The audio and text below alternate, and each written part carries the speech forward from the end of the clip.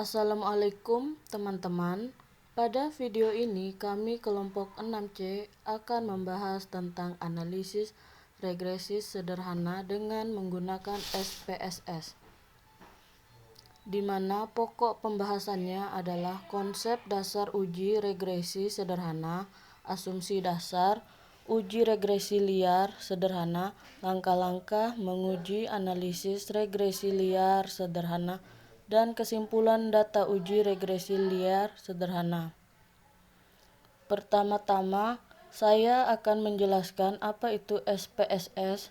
SPSS biasa digunakan untuk pengolahan dan menganalisis data yang memiliki kemampuan analisis statistik, serta sistem manajemen data dengan lingkungan grafis. SPSS merupakan program software yang bertujuan untuk menganalisis data dan melakukan perhitungan statistik, baik parametrik maupun non-parametrik.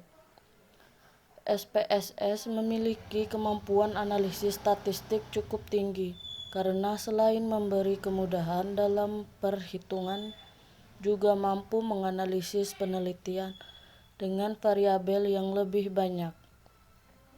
Kelebihan dari SPSS mampu mengakses data dari berbagai jenis format yang ada, sehingga data yang sudah tersedia dalam berbagai format dapat digunakan langsung untuk melakukan analisis data.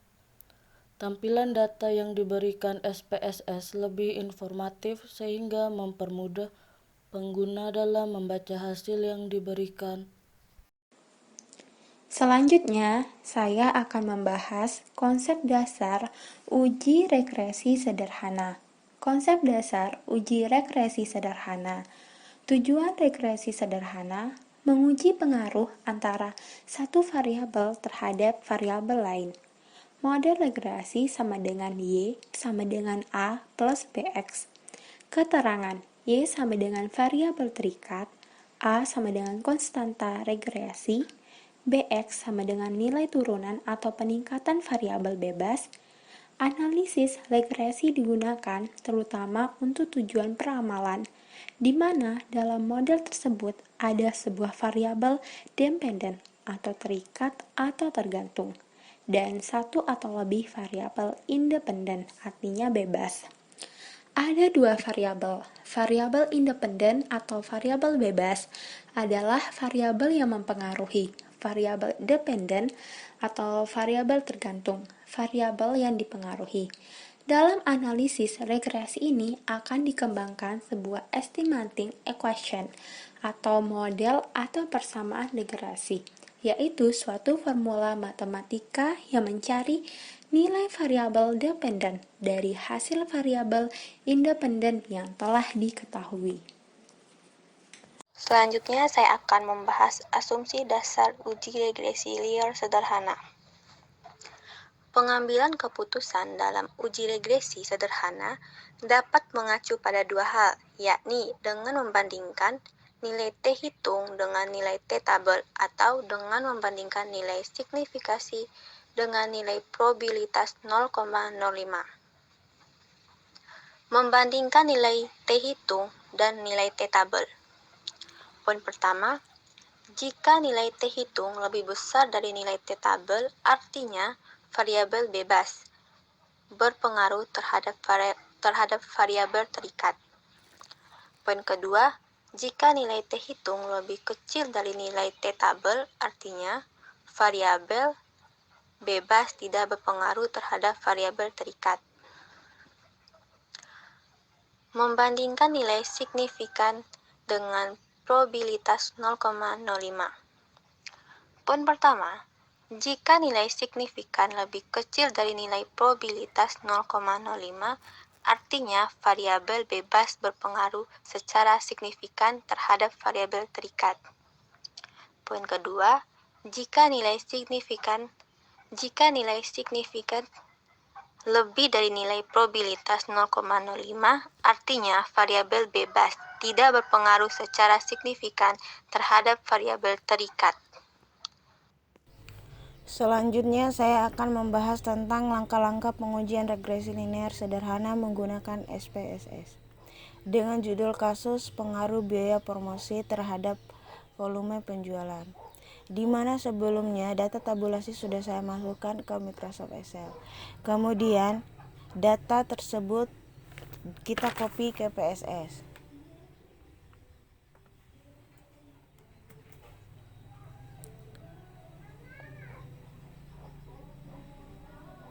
Dan diletakkan di data view. Terlihat seperti ini. Kemudian kita klik view.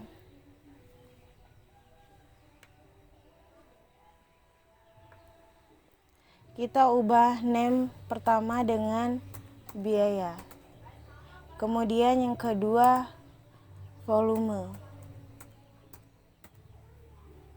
Kemudian desimal kita ubah dengan 0. Label kita masukkan biaya, yang pertama biaya promosi, yang kedua volume penjualan.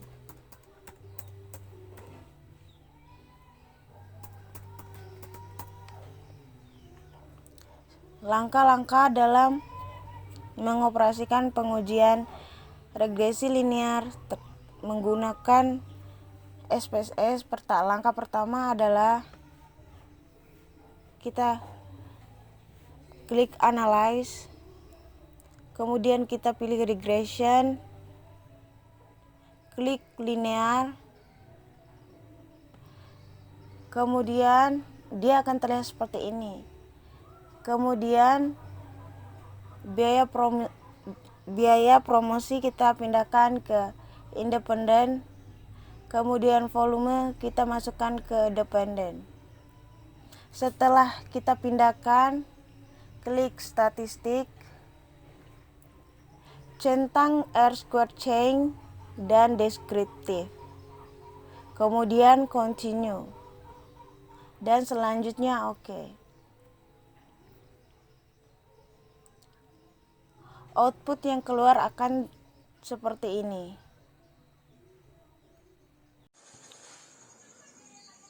Dan saya akan membahas kesimpulan dari data tersebut. Tabel ini menjelaskan besarnya nilai kolerasi atau hubungan R, yaitu sebesar 0,449, dan dijelaskan besarnya prosentase pengaruh variabel bebas terhadap variabel terikat yang disebut koefisien determinasi, yang merupakan hasil dari penguadratan R. Dari output tersebut diperoleh koefisien determinasi R2 sebesar 0,201 yang mengandung pengertian bahwa pengaruh variabel bebas atau biaya promosi terhadap variabel terikat atau volume penjualan adalah sebesar 20,1%. Sedangkan sisanya dipengaruhi oleh variabel yang lain. Pada bagian ANOVA, untuk menjelaskan apakah ada pengaruh yang nyata atau signifikan variabel biaya X terhadap variabel volume Y. Dari output tersebut terlihat bahwa F hitung sama dengan 2,015 dengan tingkat signifikasi atau probabilitas 0,001 lebih kecil dari 0,05. Maka model regresi dapat dipakai untuk memprediksi variabel volume penjualan. Pada tabel koefisien, pada kolom B, pada konstanta A adalah 3,425, sedang nilai volume B adalah 0,163, sehingga persamaan atau model regresinya dapat ditulis Y sama dengan A tambah BX atau 3,425 tambah 0,163X. Koefisien B dinamakan koefisien arah regresi dan menyatakan perubahan rata-rata variabel Y untuk setiap perubahan variabel X sebesar satu satuan. Perubahan ini merupakan pertambahan bila B bertanda positif dan penurunan B bertanda negatif. Sehingga dari persamaan tersebut dapat diterjemahkan. Konstanta sebesar 3,425 menyatakan bahwa jika tidak ada nilai biaya promosi, maka nilai volume penjualan sebesar 3,425. Koefisien regresi X sebesar 0,163 menyatakan bahwa setiap penambahan satu nilai volume penjualan, maka nilai biaya promosi bertambah sebesar 0,163. Sehingga didapat hipotesis H0 sama dengan tidak ada pengaruh yang nyata atau signifikan variabel biaya X terhadap variabel volume Y. H1 sama dengan ada pengaruh yang nyata atau signifikan variabel biaya X terhadap variabel volume Y. Dari output tersebut dapat diketahui nilai T hitung sama dengan 1,419 dengan signifikasi 0,001 lebih kecil dari 0,005. Maka H0 ditolak dan H1 diterima, yang berarti ada pengaruh yang nyata atau signifikan variabel biaya promosi X terhadap variabel volume penjualan Y. Sekian hasil uji kami. Wassalamualaikum warahmatullahi wabarakatuh.